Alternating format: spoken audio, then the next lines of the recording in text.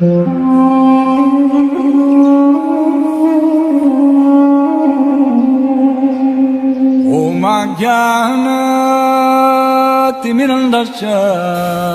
I am stressing.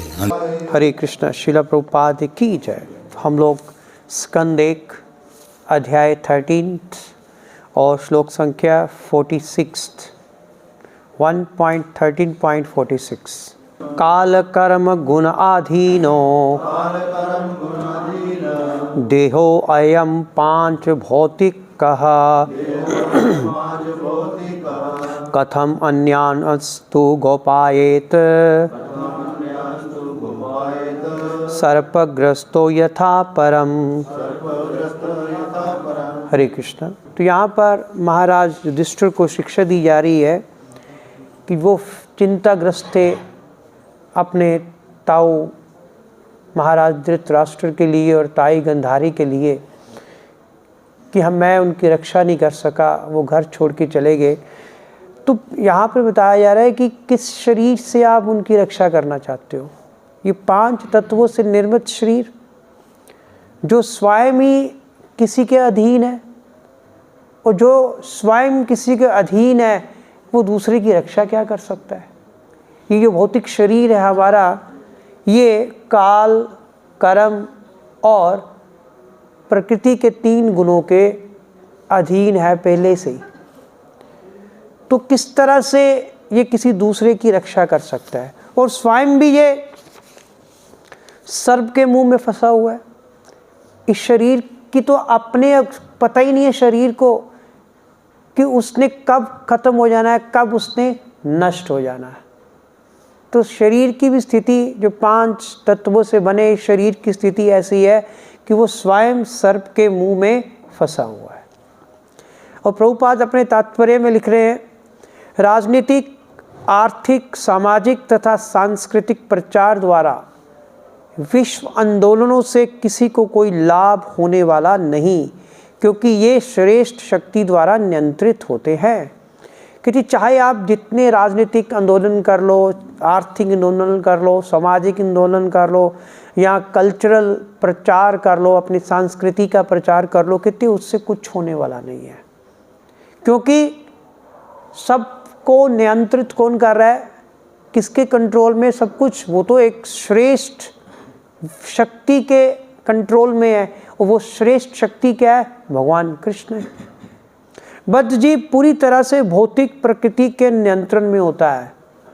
कि हम लोग जो कंडीशन सोल्स हैं, हम लोग इस मटेरियलिस्टिक जो नेचर है, भौतिक जो प्रकृति है, उसके कंट्रोल में है।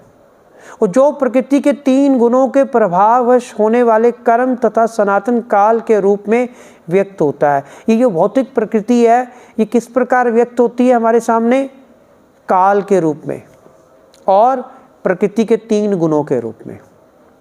और प्रकृति के 3 गुण कौन कौन से हैं, सतोगुण, रजोगुण और तमोगुण।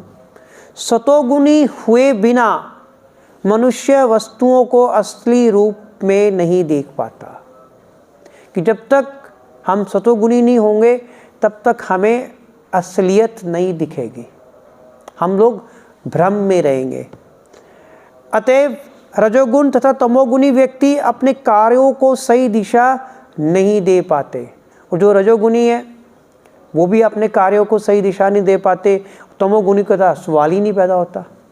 रजोगुणी किस में फंसे रहते हैं कि मैं लाइफ में इतना कमाऊंगा, मेरे पास इतनी फैसिलिटीज़ होंगी, मेरे पास इतना सुख सुविधाएं होंगी। तो वो इसी चक्कर में सारा जीवन अपना जो है वो व्यतीत कर देते हैं और लाइफ को, अपने जीवन को वो कभी भी सही दिशा में नहीं ले जा पाते।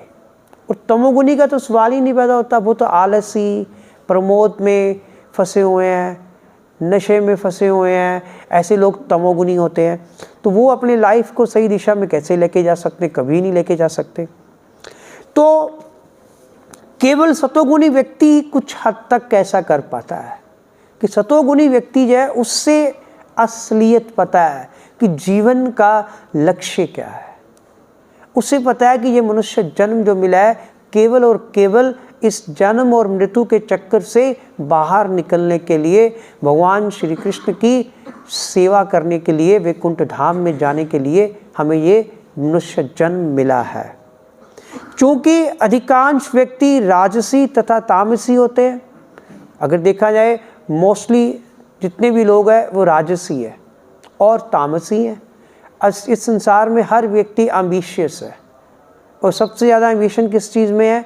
धन कमाने में, अब सुख सुविधाएं इकट्ठी करने में। और तामसी है, अब देखो मंगला आरती है, हमारे कितने इनिशिएटेड डिवोटीज हैं, बहुत कम लोग बैठे हैं इनिशिएटेड में से, तो मोस्टली घर पे ही बैठे हुए हैं।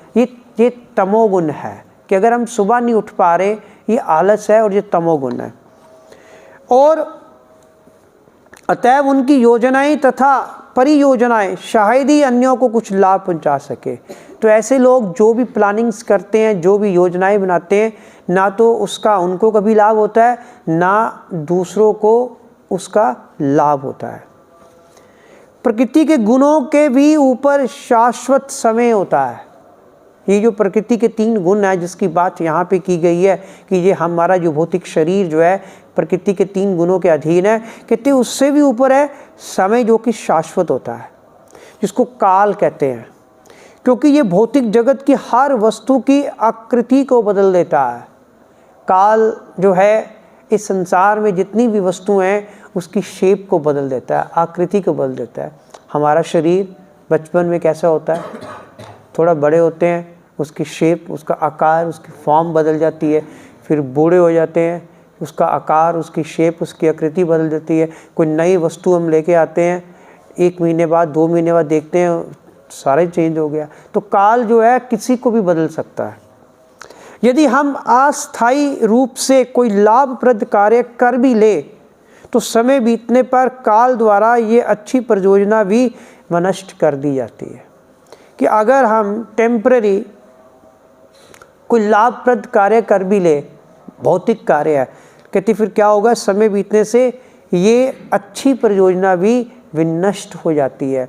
हम कितने सुंदर मकान बनाते हैं, ठीक है, 5-10 साल बाद वो मकान खंडर होने लगता है, समय के प्रभाव से, काल के प्रभाव से। यदि कुछ किया जा सकता है तो इतना ही कि इस सनातन काल से छुटकारा पा लिया जाए, बस। कि अगर हम इस संसार में आए हैं, ये शरीर धारण किया है, इस शरीर का उपयोग करके हमें इस काल से छुटकारा पाना है, काल के प्रभाव से अपने आप को मुक्त करवाना है। और जिसकी तुलना काल सर्प से की गई है। काल सर्प एक योग भी होता है एस्ट्रोलॉजी में। अब इस काल की तुलना काल सर्प से की गई है कि हम इस काल सर्प के मुंह में फंसे हुए हैं, हमें अपने आप को इससे मुक्त करवाना है। जिसका दंश सदैव जानलेवा होता है, और अगर सांप काट ले तो कोई बचता नहीं है। कोई भी व्यक्ति सर्प दंश से नहीं बच पाता। अतएव काल सर्प अथवा प्रकृति के गुणों के चंगुल से बचने का सर्वश्रेष्ठ एक ही उपाय है। अगर आप काल सर्प के दंश से बचना चाहते हो, प्रकृति के 3 गुणों से बचना चाहते हो, तो वो है भक्ति योग। भगवान कृष्ण की भक्ति करके हम प्रकृति के 3 गुणों के चंगुल से छूट सकते, सर्प के दंश से, काल रूपी सर्प के दंश से बच सकते हैं। और जिसकी संस्तुति भक्ति योग स्वयं भगवान कृष्ण भगवद गीता में भी इसकी संस्तुति कर रहे हैं। नाम भक्त्या विजानाति। भगवान कहते हैं बिना भक्ति के कोई भी मुझे नहीं प्राप्त कर सकता, नहीं मुझे जान सकता। और सबसे पूर्ण लोक उपयोगी परियोजना ये है कि लोगों के लिए सबसे उपयोगी जो परियोजना है वो है कि हर व्यक्ति को विश्व भर में भक्ति योग के प्रचार कार्यों में लगाया जाए। अगर हम हर एक व्यक्ति को भगवान श्री कृष्ण की भक्ति के प्रचार कार्यों में लगा लेंगे तो उसका जीवन जो है वो सफल हो जाएगा, क्योंकि उसी के द्वारा लोगों को काल, कर्म तथा गुण द्वारा व्यक्त माया के चंगुल से बचाया जा सकता है।